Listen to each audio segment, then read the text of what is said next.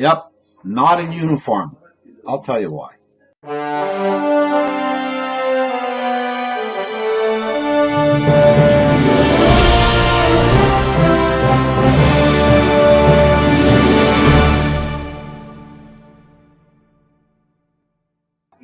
Hello, fellow vapors. Vaping newbie here, and this is not a cool review in the sense of I have a new product.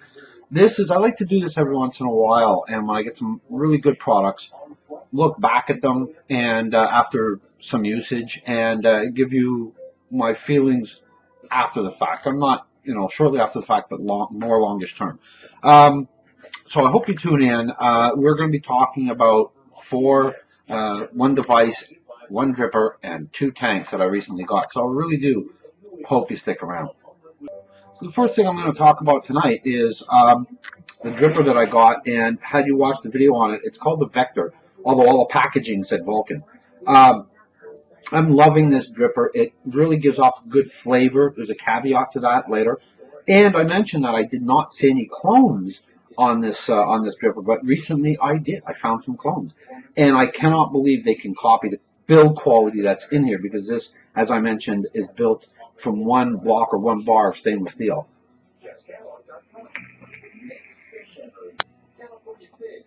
It's not built for clouds. I mentioned that too. It is built for flavor. The biggest downside is when you get it, there is a spit back screen in it. Knock that son of a bitch out. I found that it was a lot more airy, and the draw was not as tight once I took that out. The airflow, everything is at the top, so keep that in mind. And its big downside is you cannot change the drip tip. I wish there was they included some kind of a exterior part where you could put over the drip tip made out of Delrin or something, because this does get hot. But overall, I have not come off my original findings. I still think it's a very nice flavor dripper, but don't look for clouds.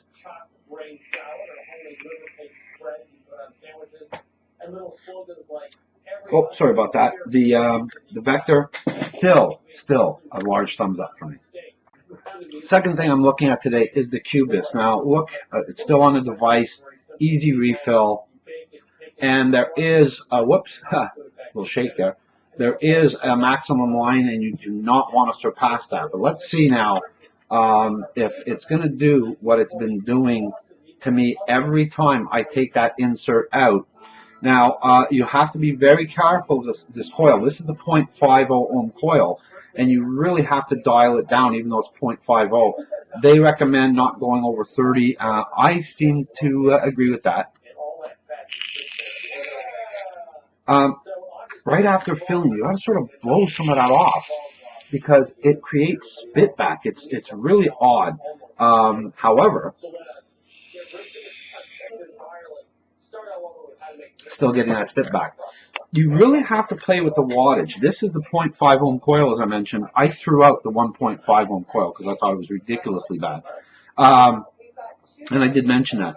A couple of my friends, Estelle and Joe, were having issues with it. They weren't getting the flavor. I am. And this is where I'm going to put myself out for you. The comments usually on a video like this would be closed down. But if you have the Cubist, if you recently got the Cubist, I don't suck up to subscribe. If you're watching this, fine. I don't do all of that crap, and I sure can't do giveaways in order for me to get viewers. I base it upon hopefully you enjoy it. But what I'd like is, if you have the Cubist, post down below. Do you like it? Do you not like it? And if you like it, what about it? If you don't like it, what about it? I'd like to know your views, because I'm not having any issues with regards to flavor. I'm actually enjoying this.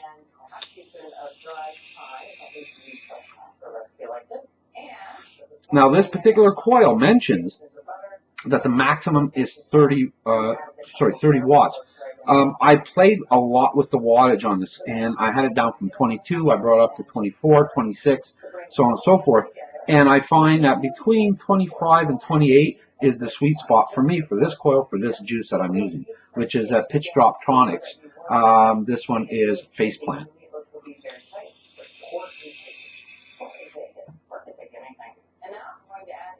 I'm still getting that flavor. Now that's going to segue, because I don't want this compared in any way, shape, or form to the next one. And the next one, this is the Uwell Crown. And I cannot say enough good things about it. There's very, very little negative on this. The build quality is good. The flavor that I'm getting surpasses a lot of what I've used of late. I enjoyed it so much, and this was on a recommendation from a fellow YouTuber, Vape Channel Scott, who said, you got to try this. Threw out the money and ordered it from Economy E-Cigs, and Scott, I'll let you know, sure as hell not disappointed. Now, I liked it so much that I bought, I have one already on order, a second one. Really has good flavor, easy to fill. The coils are a bit pricey, and I guess that's one of the downsides. The coils are a bit pricey, but this coil is lasting me quite a long time. It's still the original coil when I got it. And I really used this as an exclusive tank the first week that I had it. So it was going through its paces and with a variety of juices, desserts and sweets and fruit and whatnot. So it went through the whole gambit. So it is lasting quite a long time. The only thing that I would say about this that sort of annoys me at times is that for some reason I seem to be getting leaking somewhere in it. And I check the O-rings, everything seems fine. Now when I say leaking, I mean, I'll look on the top of the my device and I'll see a bit of like a line of juice. It's not overly serious. It's just something that I want to point out as possibly a negative on it. But other than that, I can't find one. It really is good for its flavor, you know, flavor, and it comes with a wee bit of cloud.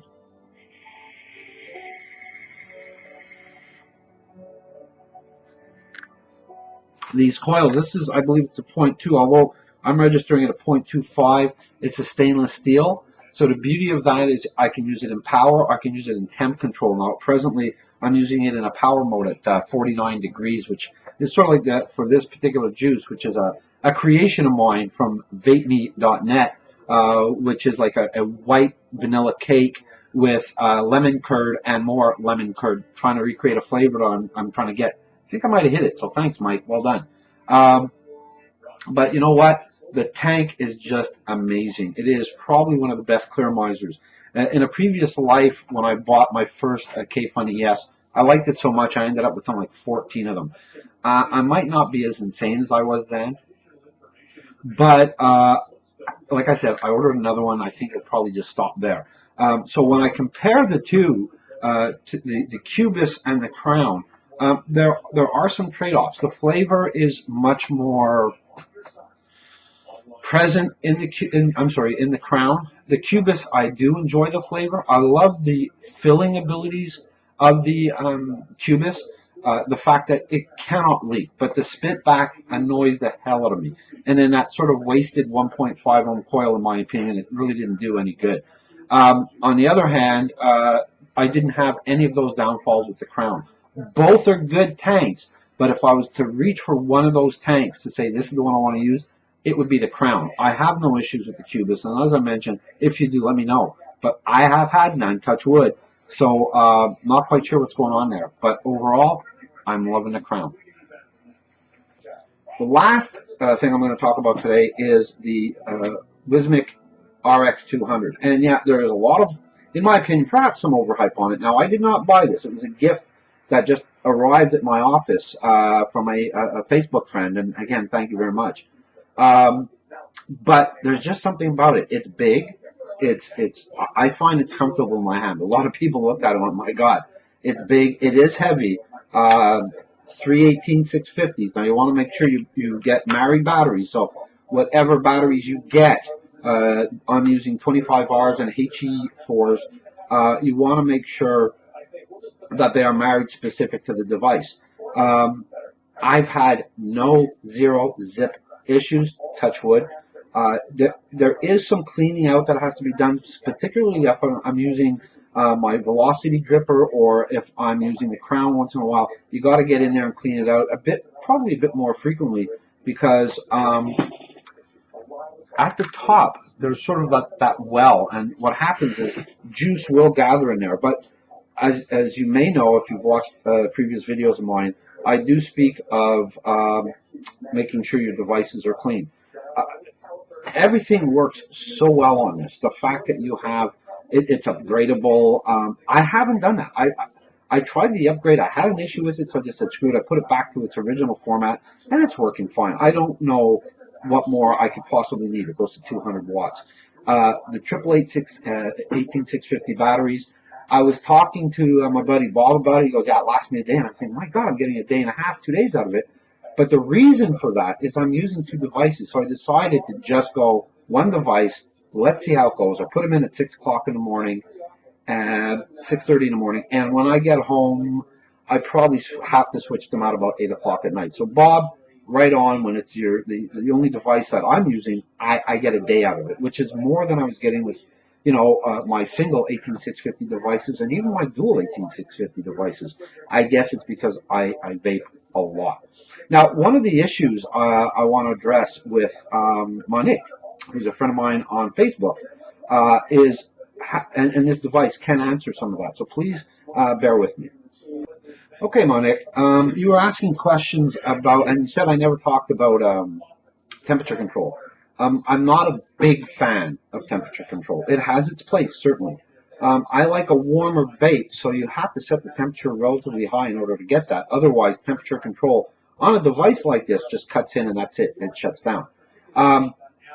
So I have the stainless steel coil head in my Crown, and I have it set at 530 degrees and 65 watts.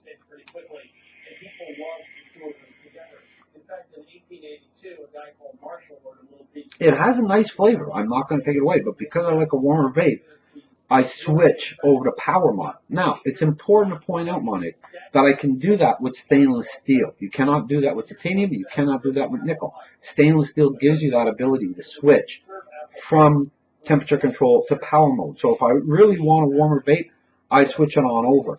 I do find in temperature control, I have it at 580 right now, so it's high. It's very high in my opinion. And let's see how that is. I will change the wattage up. We'll bring that up to about 75. And let's see how that does.